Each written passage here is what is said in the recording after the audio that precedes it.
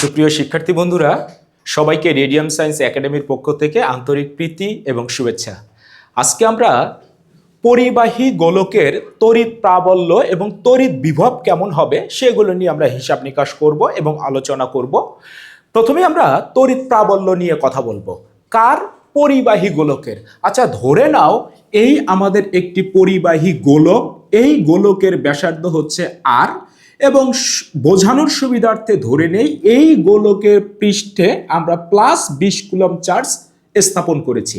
তো এই গোলকের ক্ষেত্রে আমাদের তড়িৎ প্রাবল্যের মানগুলো কেমন হবে সেগুলোর হিসাব নিকাশ করব। তড়িৎ প্রাবল্য কাকে বলে? আমি বলেছিলাম যে তড়িৎ ক্ষেত্রের কোনো বিন্দুতে যদি 1 কুলম্ব ধনাত্মক চার্জ স্থাপন করা হয় তাহলে এটি যে পরিমাণ তড়িৎ বল অনুভব করবে তার মানকে ওই বিন্দুর তড়িৎ প্রাবল্য বলা হয়। অর্থাৎ তড়িৎ প্রাবল্য E = F ভাগ কিউ নট।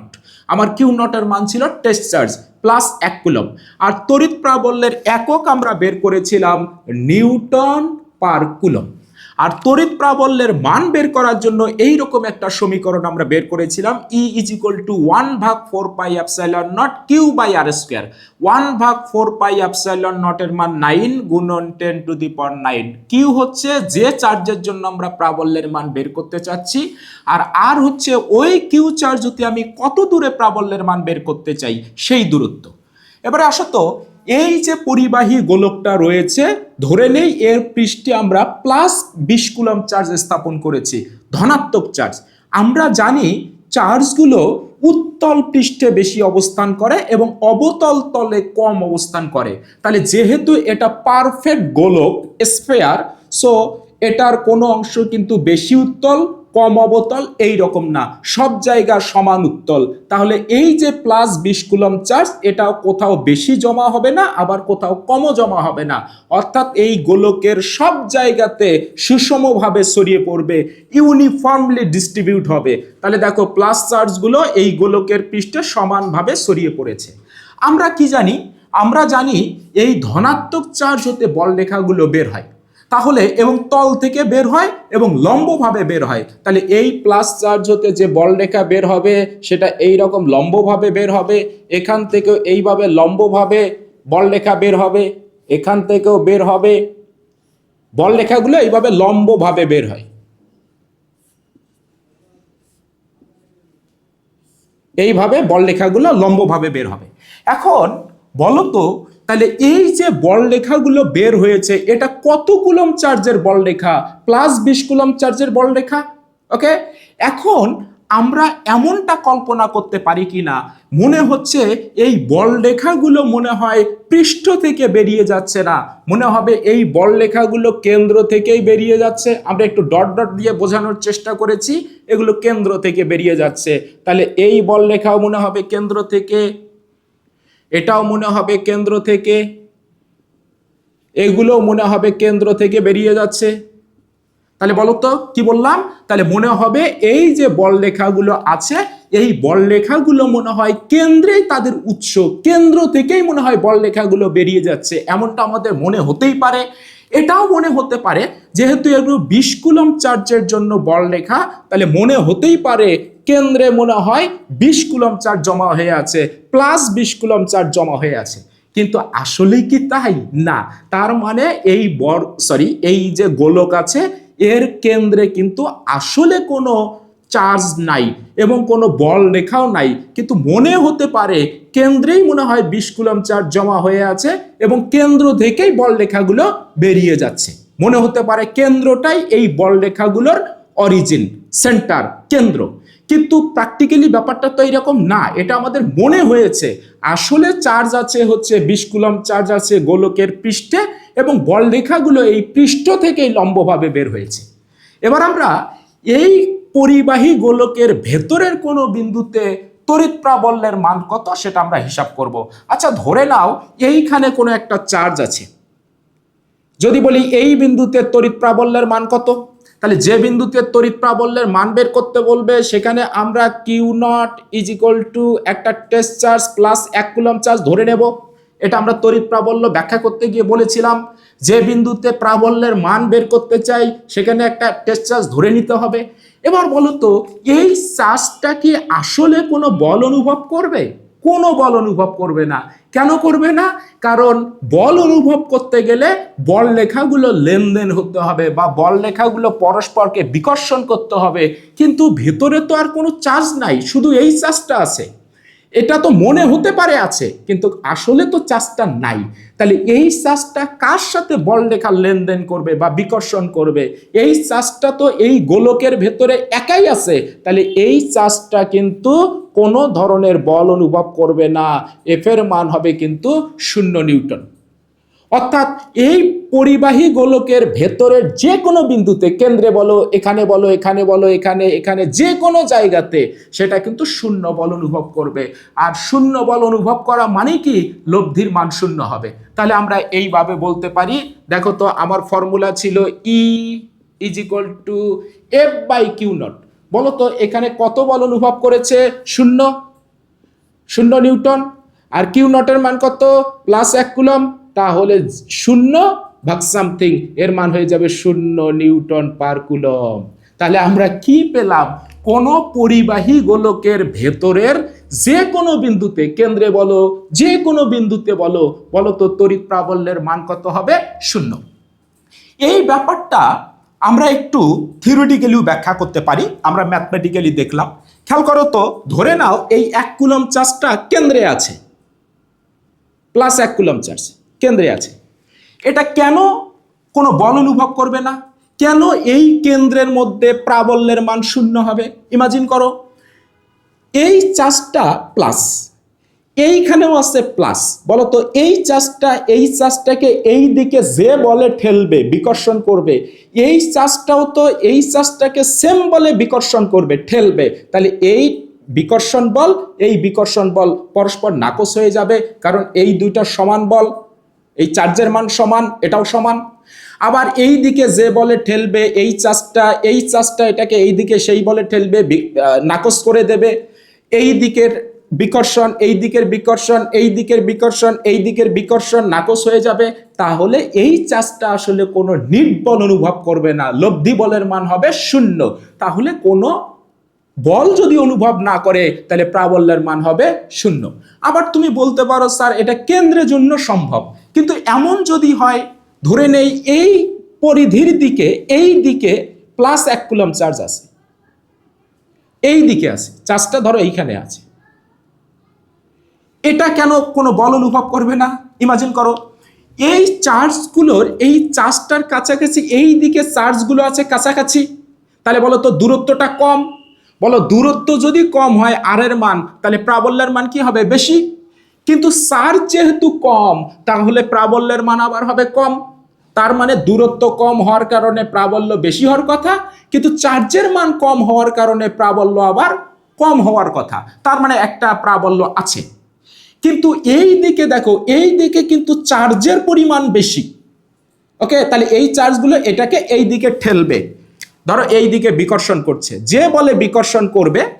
এবার এই দিকে তো চার্জের মান বেশি, তাহলে বলো তো এই চার্জটা বেশি বল অনুভব করবে, বিকর্ষণ বলটা বেশি হবে। কিন্তু এই দিকের যে দূরত্বও বেশি, তাহলে দূরত্ব যদি বেশি হয়, তাহলে প্রাবল্যের মান আবার কমে যাবে।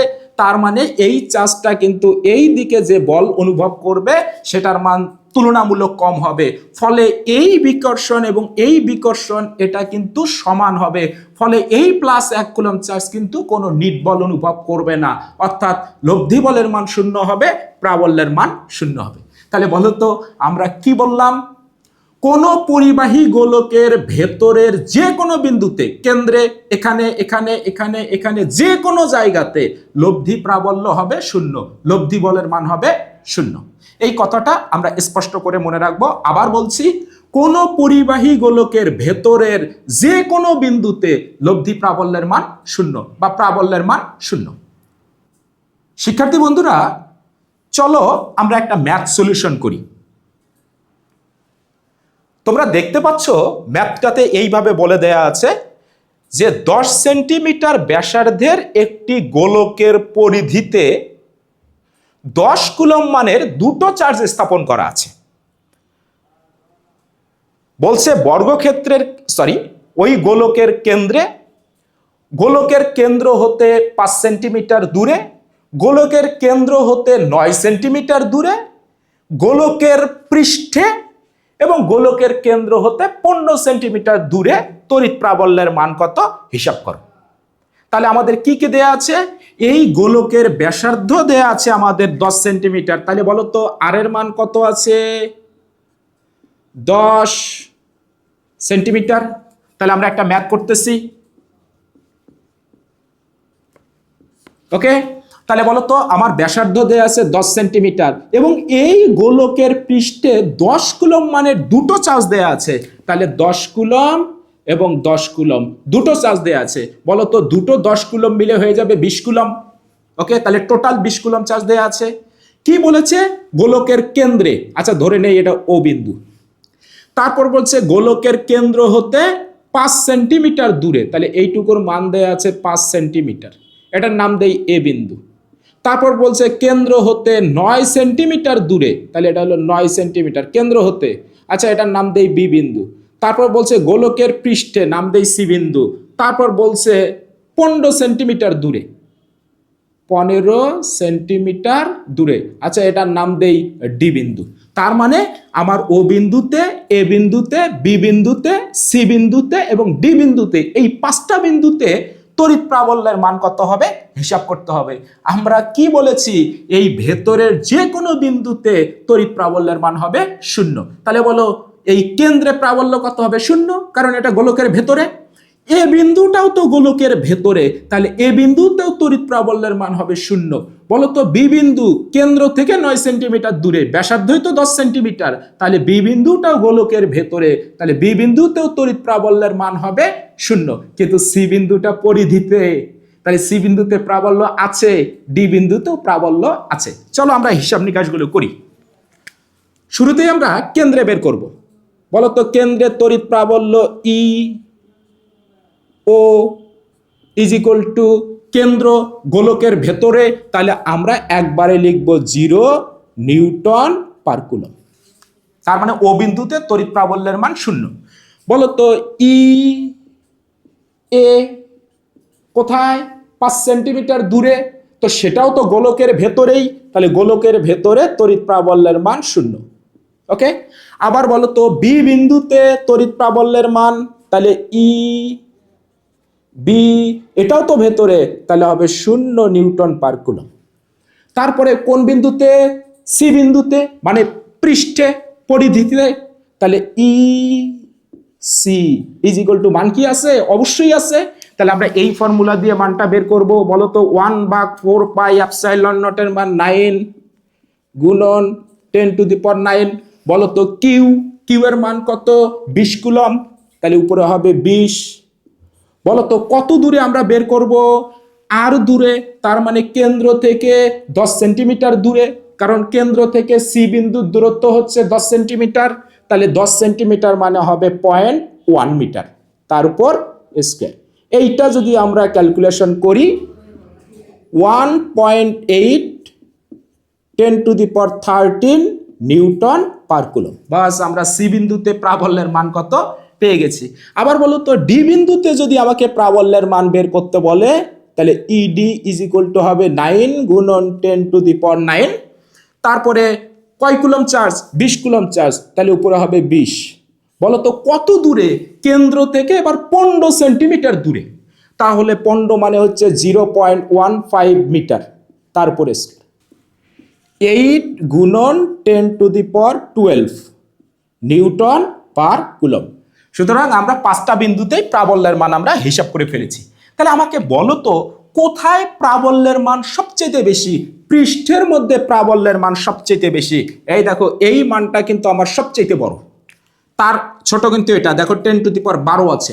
তার মানে যদি তোমাকে কখনো এমসিকিউ প্রশ্ন আসে যে কোথায় প্রাবল্যের মান সবচেয়ে বেশি হবে, পৃষ্ঠে প্রাবল্যের মান সবচেয়ে বেশি হবে, এই দিকে যত দূরে যাবা প্রাবল্যের মান কিন্তু কমবে, কারণ দূরত্ব যে বাড়বে।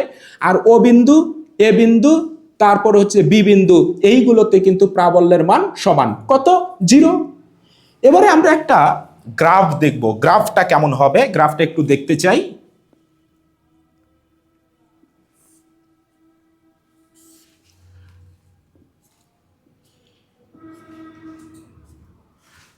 আমরা এক্স অক্ষের দিকে বসাবো দূরত্ব আর ওয়াই অক্ষের দিকে আমরা বসাবো প্রাবল্য ই। ওকে, আমরা যে মানগুলো লিখেছি এটা দিয়ে আমরা ব্যাখ্যা করব। দেখো তো আমরা স্কেলিং গুলো করে নেই। বলো তো আর এর সর্বনিম্ন মান কত? 0। তারপরে ধরে নেই এটা 5 সেন্টিমিটার। ওকে, তারপরে এটা ধরে নেই এটা 9 সেন্টিমিটার। তারপরে ধরে নেই এটা 10 সেন্টিমিটার। ধরে নেই এটা 15 সেন্টিমিটার। আচ্ছা, ধরে নেই এটা 20 সেন্টিমিটার। আর বলো তো ওয়াই অক্ষের দিকে আমরা প্রাবল্যের মান বসিয়েছি, তাহলে এই মানটা ধরি 0। ওকে, তারপরে হচ্ছে আমার এই মানটা ধরো হচ্ছে এই যে এই মানটা 8.12। ওকে, আর এই মানটা আমরা ধরে নেই সর্বোচ্চ মানটা ধরো 1.8 10⁻13। ওকে, তাহলে আমরা যদি স্কেলিং গুলো যদি আমরা করে ফেললাম, এবার আমরা মানগুলো বসাবো। বলো তো এই যখন 0 তখন আমাদের কেন্দ্রে তড়িৎ প্রাবল্যের মান কত? 0। তাহলে আমরা মূল বিন্দুতে একটা স্থানাঙ্ক পাবো। বলতো 5 সেন্টিমিটার দূরেও তো প্রাবল্যের মান 0, তাহলে আমরা 0 আর একটা স্থানাঙ্ক পাবো। বলতো এবার 9 সেন্টিমিটার দূরে এখানেও তো প্রাবল্যের মান 0, তাহলে এখানে আমরা আর একটা স্থানাঙ্ক পাবো, মানে 0। বলতো 10 সেন্টিমিটার যখন, তখন প্রাবল্যের মান সর্বোচ্চ, প্রাবল্যের মান সর্বোচ্চ, অর্থাৎ মানটা হবে এই যে 1.8 10⁻13। এবার বলো তো 15 সেন্টিমিটার দূরে মানে ডি বিন্দুতে এবারে প্রাবল্যের মান কমবে কত? এই যে এইটা, তাহলে প্রাবল্যের মান কমবে। তারপরে বলো তো আমরা যদি আরো একটু স্কেলিংটা যদি বাড়ায় দেই, ওকে, তাহলে কি হবে? 20 সেন্টিমিটার আরো কমবে। বলতো ধরো এটা হচ্ছে 25 সেন্টিমিটার, আরো কমবে, আরো কমবে। বলতো এটা কি লাগিয়ে দেয়া যাবে? না, লাগিয়ে দেয়া যাবে না, কারণ আর এর মান যদি ইনফিনিটি হয়, আর এর মান যদি ইনফিনিটি হয় তাহলেই কিন্তু তড়িৎ প্রাবল্যের মান 0 হবে, কারণ আর এর মান ইনফিনিটি বসালেই ই এর মান হবে 0। সো এটা লাগিয়ে দেয়া যাবে না, আমরা চিত্রের মধ্যে অসীম আঁকতে পারবো না। তাহলে আমাদের গ্রাফটা কেমন হবে? আমাদের এই 9 সেন্টিমিটার পর্যন্ত আমাদের কোনো তড়িৎ প্রাবল্য ছিল না। যখন 10 সেন্টিমিটার তখন প্রাবল্যের মান হবে সর্বোচ্চ, তারপরে এই মানটা আস্তে আস্তে কমবে।